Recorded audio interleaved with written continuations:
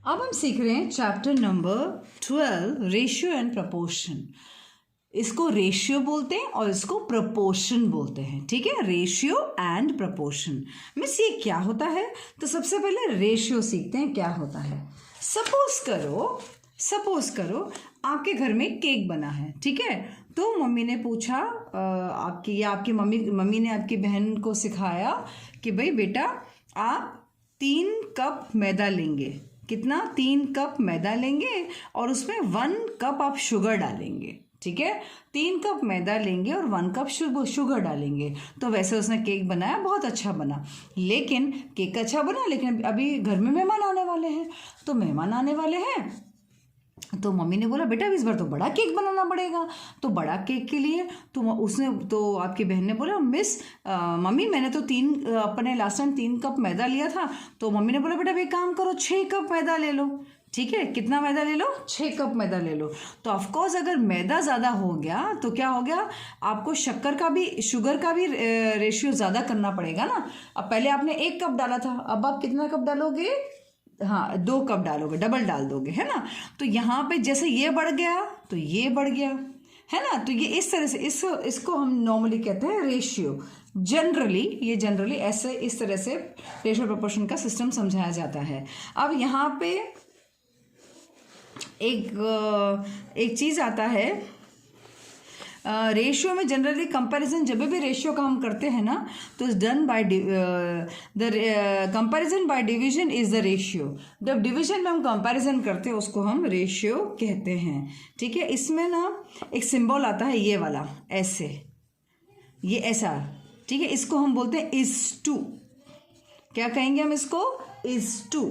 ये 2 डॉट्स है ना, इसको हम इज टू कहेंगे। ठीक है, अब यहाँ पर और यहाँ पर एक चीज़ दी गई है, 2 quantities can be compared only if they are in the same unit. इसका मतलब क्या है? पहली बात तो ये लर्न करने जैसा है और यहाँ पे ब्लैंक्स आने की ज़रूरत है। यहाँ पे ब्लैंक्स आ सकता है, तो यानी कि यहाँ पर अगर आप आओगे तो सेम यूनिट बोल रहा है। तो सेम यूनिट का मतलब ये है कि अगर किलोज है, सपोज करो अगर हम केजीज की बात कर रहे हैं तो दूसरा यूनिट भी केजीज में ही होना चाहिए। अब दूसरा यूनिट रुपीस में होगा तो कंपैरिजन नहीं हो सकता है। और अगर कोई लीटर्स में बात कर रहा है, अगर कोई चीज़ लीटर में कंपैरिजन हो रहा है तो दूसरा वाला भी लीटर्स में ही होना चाहिए। ऐसा नहीं कि भाई आपने रुपीज़ में डाल दिया तो कंपैरिजन हो जाएगा, नहीं, आपने रुपीज़ में डाला तो नहीं होगा। अगर यहाँ पे लीटर्स है तो यहाँ पर भी लीटर्स ही होना चाहिए, तभी जाके कंपैरिजन होता है, वरना कंपैरिजन नहीं होता है। यानी कि अगर मैं मस्ती की भाषा में बोलूँ कि सेम खानदान का होना चाहिए, है ना, सेम खानदान का होगा तो वहाँ पे कंपैरिजन होगा, वरना कंपैरिजन नहीं होगा। ठीक है, चलिए अब यहाँ पर हम कुछ सम्स ट्राई करते हैं। कुछ एग्जाम्पल्स दिए हुए हैं, एग्जाम्पल्स में ट्राई करके आपको बताती हूँ। ठीक है, अब यहाँ पे लिखा हुआ है, हम एग्जाम्पल नंबर 1 में आते हैं। अब यहाँ पर एग्जाम्पल नंबर 1 बोलता है length and breadth of a rectangular field. एक फील्ड है, रेक्टेंगल शेप का है, उसका लेंथ और ब्रेथ, पहले लेंथ दिया है तो लेंथ जो है ये नंबर है, ये लेंथ है, इसके बाद ब्रेथ बोला है तो इसके बाद वाला ब्रेथ है। Find the ratio of length to the breadth of the field. तो सबसे पहले आपको लेंथ क्या है ये पता होना चाहिए। ठीक है, तो हम इसको लिखने का जो तरीका है बहुत सिंपल है, बहुत आसान है। चलिए हम करके दिखाते हैं। अब यहाँ पे हम सबसे पहले लिखेंगे जो भी हमारे पास अभी दिया गया है। तो मैं यहाँ पे अभी फिलहाल कर रही हूँ एग्जाम्पल 1, राइट। मैं क्या लिख रही हूँ? एग्जाम्पल 1 वाला कर रही हूँ। तो एग्जाम्पल 1 हमको क्या बोलता है, क्योंकि यहाँ पे इस क्वेश्चन में आपको लेंथ दिया गया है 50 मीटर। ठीक है, आपको ब्रेथ दिया गया है 15 मीटर। आपको रेशियो निकालने के लिए बोला है बिटवीन लेंथ एंड ब्रेथ। तो आप ऐसे लिखोगे, आपको जो लिखना होगा तो आप लिखोगे ratio of length to the breadth भाई ब्रेथ की स्पेलिंग गड़बड़ मत करना, जैसे ब्रेड की स्पेलिंग होती है पहले ब्रेड की स्पेलिंग डाल देना, पीछे TH डाल देना, तो बन गया ब्रेड। ठीक है, तो इसको हम कैसे लिखेंगे, यहाँ पे हम लिखेंगे पहले 50 मैं वापस से लिखती हूँ 50:15। ओके, 50:15। तो ratio of the length and breadth, क्योंकि इसने पहले लेंथ बोला है बाद में ब्रेथ बोला है, इसलिए लेंथ का जो अमाउंट है ना ये वाला उसको पहले लिखा जाएगा, और ब्रेथ का अमाउंट है वो बाद में लिखा हुआ है उसको बाद में लिखा जाएगा। ठीक है, अब इसका एक्चुअली मतलब होता है ऐसे 50/15, यानी एक्चुअली ये वाला वर्ड समझ लेना कि डिवाइड का काम कर रहा है, समझे, और ये अपॉन करके 15। अब मैंने आपको पहले भी सिखाया था, मैं वापस से सिखा देती हूँ कि आप जब भी रफ वर्क करें, जैसे अभी ये रफ वर्क कर रहे हैं हम लोग, तो 50 किस किस में डिवाइड होता है, मैंने आपको टी वाला मेथड सिखाया था, राइट। तो सबसे पहले 2 25 होता है, यस, क्योंकि 2 2 4 और 1 बच गया तो 2 5 10 होता है, राइट। इसके बाद 5 5 25 होता है, राइट, यस और नो। इसके बाद 5 1 5 होता है, यानी कि आप इस 50 के सामने आप लिख सकते हो 2 × 5 × 5, तो हम यहाँ पे लिखेंगे 2 × 5 × 5। ओके, अब वापस से यहाँ पे लाइन है तो हम यहाँ पर भी लाइन कर देंगे। अब यहाँ पे 15 है, तो 15 कौन से टेबल में जाता है, तो आपको पता होगा कि 3 5 15 होता है और 5 1 5 होता है, तो क्या आंसर आया 3 × 5। तो बस अब यहाँ पे 3 × 5 लिख दीजिए। अब आपको देखना है ये 5 और ये 5 कैंसिल हो जाता है, तो क्या बच गया आपके पास में, आपके पास अगर बच गया तो 2 5 क्या बच गया है 10, और यहाँ पे अपॉन में कौन बच गया है 3। ओके, बात समझ में आ गई, यानी इन शॉर्ट ये जो इसका आंसर आया है एक्चुअली 10:3। अब इसको हम कैसे लिखेंगे 10:3। समझ में आया कि नहीं आया? तो आप यहाँ पे लिख सकते हैं कि यहाँ पे उन्होंने क्वेश्चन पूछा था फाइंड द रेशियो, तो आपको ratio of length and breadth, आप पूरा देयरफॉर मार के पूरा ratio of length to the breadth ये पूरा लिखकर, ये सेम का सेम मैंने लिखा, बस अब मैं ये लिख दूंगी, हो गया, बस ये आपका हो गया answer. I hope this is very much clear to you, अच्छी तरह से समझ में आ गया सारा का सारा। Okay, great. अब हम क्वेश्चन नंबर 2 करते हैं। Example 2, find the ratio of 90 centimetre and 1.5 metre. अब भाई यहाँ पर अगर आप देखें तो भाई यहाँ पे ये एक है 90 सेंटीमीटर में है और दूसरा 1.5 मीटर में है। क्या इन दोनों की यूनिट सेम है? नहीं है, तो हम कन्वर्ट करेंगे, ये सेंटीमीटर को तो सेंटीमीटर में छोड़ देंगे, लेकिन ये मीटर को कन्वर्ट करेंगे हम लोग किसमें? सेंटीमीटर में। क्यों? ताकि ये सेम हो जाए और हम इसको सम कर सके। तो आप बोलोगे मिस इसको मीटर में क्यों नहीं किया?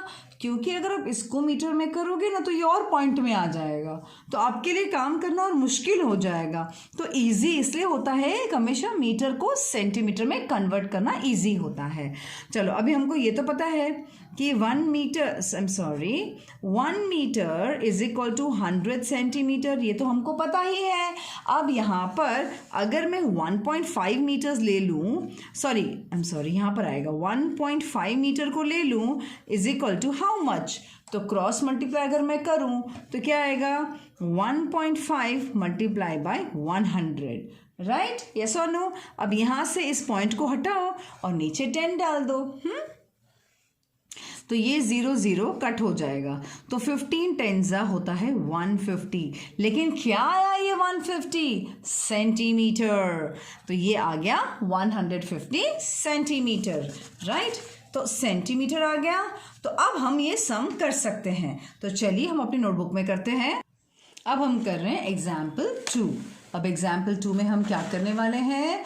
एग्जाम्पल 2 हमें ये सिखाता है, सबसे पहले हमको 2 रेशियोज दिए गए हैं और इसने बोला है 90 सेंटीमीटर टू 1.5, यानी कि देखो आपको क्वेश्चन में जो बोला गया है 90 सेंटीमीटर टू 1.5 मीटर का आपको क्या निकालना है?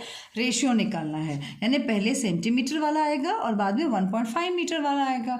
तो यहाँ तक तो ये ठीक है, लेकिन इसको आप जो कन्वर्ट करोगे तो यहाँ पे 90 सेंटीमीटर का तो 90 सेंटीमीटर रहेगा, लेकिन जो 1.5 मीटर है ना उसको आप कैसे कन्वर्ट करोगे? आपने जो भी रफ में कन्वर्ट किया आपने देखा कैसे किया, तो अभी आप क्या बन गया? ये 1.5 और सॉरी 150 सेंटीमीटर, राइट बन गया। तो हमने तो रफ वर्क कर दिया था हमारा। अब ये क्या बन जाएगा? अब ये बन जाएगा 90:150, क्योंकि अभी 90 भी सेंटीमीटर में हो गया और 150 भी सेंटीमीटर में हो गया, दोनों हो गए। अब आप इसका निकालोगे क्या? रेशियो। तो 90 को ऊपर लिखोगे यानी न्यूमरेटर में लिखोगे और अपॉन में 150 करोगे। क्यों ऐसा करोगे? बिकॉज यहाँ पे क्वेश्चन में पूछा ही ऐसा गया है, आपका क्वेश्चन ऐसा ही है इसलिए, ठीक है। अब 150 को भूल से ऊपर मत लिख लेना। अब हमारा काम क्या है? एक बार हम 90 का ऐसे निकालते हैं और 150 का हम ऐसे निकालते हैं। हम देखें हमारा डिवीजन में आंसर क्या आता है। तो यहाँ पे अगर मैं देखूँ इस सम में, तो मुझे ये तो पता है 10 9 होता है, फिर 3 3 होता है और 3 1 होता है। ये पता है कि नहीं पता है? तो मैं ऐसा करना चाहूँ तो मैं कर सकती हूँ। तो मैं 10 × 3 लिख सकती हूँ और अपॉन लगा सकती हूँ। अब 150 पे आते हैं। तो 150 को मैं 10 से अगर डिवाइड करूँ तो 10 15 से 150 होता है, बराबर। इसके बाद में 3 5 15 होता है और 5 1 5 होता है। तो यानी कि 10 × 3 × 5, 10 × 3 × 5। अब हम क्या कुछ कैंसिल कर सकते हैं? ऊपर भी 10 है नीचे भी 10 है, तो ये कैंसिल हो सकता है। ऊपर भी 3 है नीचे भी 3 है, ये भी कैंसिल हो सकता है। कौन बच गया? 3 और 5। तो पहले हम यहाँ पर लिख लेते हैं = 3/5। अब इसको हमको इस तरह के फॉर्म में लिखना है, रेशियो के फॉर्म में लिखना है। तो हम कैसे लिखेंगे? 3:5 बस, और ये हमारा हो गया आंसर। बात समझ में आ गई? सिंपल है ना। अब हम नेक्स्ट क्वेश्चन पढ़ते हैं। यहाँ पर बोला गया है there are 45 persons working in a office, यानी कि समझो कि एक ऑफिस है, ओके। जैसे एक ऑफिस है, बड़ा सा ऑफिस है, उसमें 45 पीपल काम करते हैं। If the number of the females is 25, अगर इसमें जो औरतें काम करती हैं ना, जो औरतें काम कर रही हैं वो 25 हैं, यानी कि 45 में से 25 फीमेल्स हैं। फीमेल्स हैं मतलब लेडीज हैं, यानी औरतें हैं, ठीक है। तो and the remaining are males, अब रिमेनिंग जो बच गए हैं वो आदमी है। तो आदमी का नंबर तो आपको दिया नहीं हुआ है, तो आपको खुद निकालना पड़ेगा, है ना। ठीक है, अब उसने बोला है निकालना क्या है? Find the ratio of the number of females to number of males, यानी number of females to number of males निकालना है। तो नंबर ऑफ फीमेल्स पहले आएगा और बाद में नंबर ऑफ मेल्स आएगा, और दूसरे वाले बी में नंबर ऑफ मेल्स पहले है और बाद में फीमेल्स है। बहुत स्मार्ट सम है और बहुत अच्छा सम है। चलिए हम लिखते हैं, उसको करते हैं, ठीक है। सबसे पहले हमें जो दिया गया है उसको हम करने की कोशिश करते हैं। तो ये कर रहे हैं हम एग्जाम्पल नंबर 3। अब एग्जाम्पल नंबर 3 हमें क्या सिखा रहा है? एग्जाम्पल नंबर 3 ने हमको दिखाया है टोटल कितने लोग हैं ऑफिस में? 45 पर्सन्स हैं, ये हमको बताया गया है, राइट। अब इसके बाद 45 अगर लोग हैं तो उसमें से हमको इसने बता दिया जो फीमेल है, फीमेल कितनी है? फीमेल यहाँ पे 25 है। तो ऑफकोर्स अभी मेल कितने होंगे? तो मेल निकालने के लिए आप क्या करोगे? आप 45 - 25 करेंगे तो आपको जो आंसर मिलेगा दैट इज ये हो गया मेल, है ना। ये तो बुद्धि होनी चाहिए ना हमारे में, माइनस करेंगे तो हमको पता चल जाएगा मेल कितने आएंगे। तो मेल और फीमेल आपको मिल गए। तो यहाँ पर आपको जो ए वाला क्वेश्चन है, ए वाले क्वेश्चन में इसने हमको सिखाया है कि भाई ए वाला क्वेश्चन बोल रहा है the number of females to the number of males. तो पहले फीमेल्स का नंबर आएगा फिर मेल्स का नंबर आएगा। तो यहाँ पे हम लिखेंगे सबसे पहले females is to males, right. तो फीमेल्स कितने हैं हमारे पास में 25 है और मेल्स कितने हैं हमारे पास में 20 है, ठीक है। अब इसका सम करेंगे तो 25 को पहले लिखा जाएगा, फिर अपॉन लगाया जाएगा और फिर 20 लिखा जाएगा। अब मेरे को तो भाई टेबल आता है, आपको आता है क्या टेबल? अगर टेबल आता है तो बहुत अच्छी बात है। हम 25 को और 20 को हम डिवाइड करने की कोशिश करेंगे। तो यहाँ पर आएगा 5 5 ज़ा 25 एंड 5 1 ज़ा 5। तो 5 इंटू 5 आया, तो इस 25 के सामने हम लिखेंगे 5 मल्टीप्लाइड बाय 5। फिर एक लाइन कर देंगे और यहाँ पर 20 है तो यहाँ पर हम 5 4 ज़ा 20 एंड 4 1 ज़ा 4। तो 5 इंटू 4, ओके। तो 5 इंटू 4 हमारा आंसर आया। अब क्या कुछ कैंसिल हो सकता है? यस, 5 और 5 को आप कैंसिल कर दो क्योंकि दोनों ऊपर नीचे सेम है। तो क्या बच गया हमारे पास में? हमारे पास बच गया 5/4, यानी इन शॉर्ट 5:4। तो आपको आंसर में लिखना है जो इसने बोला है रेशियो ऑफ, क्योंकि ए का आंसर यही है ना, ratio of female to male is equal to 5:4, ये लिख दिया। अब आपको नंबर बी वाला करना है। अब मैं बी वाला एक काम करती हूँ, मेरे पास यहाँ पर जगह है इसलिए मैं यहाँ पर कर रही हूँ, ठीक है। आपके पास जब नोटबुक में नीचे जगह हो तो वहाँ करना, मेरे पास यहाँ पे जगह पड़ी है ऐसे मैं कर रही हूँ। अब यहाँ पर जो मेरे को दिया गया है फीमेल, सॉरी इसने पहले मेरे को बोला है मेल। हाँ, अब देखो मैं आपको एक क्वेश्चन दिखा दूँ तो आपको शायद ज़्यादा समझ में आ जाएगा। यहाँ पे इसने बोला है the number of males to the number of females, यानी पहले मेल्स लिखेंगे फिर फीमेल्स लिखेंगे, ओके। तो चलिए, तो सबसे पहले यहाँ पर हम लिखेंगे मेल्स और यहाँ पर मैं लिखूंगी फीमेल्स। हमारे पास मेल्स कितने हैं भाई? 20 हैं। फीमेल्स कितने हैं? 25 है। अब इनका रेशियो अगर हम निकालेंगे तो 20:25 करना पड़ेगा, यस और नो, ठीक है। अब यहाँ पर दैट मीन्स 20/25। अब यहाँ पे हम ऑलरेडी ये कर चुके हैं, हमको पता है इसका आंसर क्या है, तो बार बार हमको रफ में करने की ज़रूरत नहीं है। 20 का हमने क्या निकाला था? 5 4 ज़ा लिखा था, तो 5/4 लिख देते हैं। और 25 का हमने क्या निकाला था? 5/5 निकाला था, तो ये 5/5 कर देते हैं। तो यहाँ पे हम ये दोनों को कैंसिल करेंगे, क्यों? क्योंकि अपॉन में दोनों जगह 5 है, तो 4/5 हो गया, राइट। तो 4/5 यहाँ का आंसर है, तो दैट मीन्स 4:5। अब देखो यहाँ पे 5:4 आया है क्योंकि यहाँ पे फीमेल टू मेल था। अब यहाँ पे जो बी का आंसर है वो लिखेंगे रेशियो ऑफ मेल, पहले लिखा है ना, मेल टू फीमेल, ठीक है। तो यहाँ पे आया 4:5 और ये आपका आंसर हो गया। ये रहा, मैंने ए सॉल्व किया, यहाँ पे मैंने बी सॉल्व किया। I hope this is very much clear to you, right.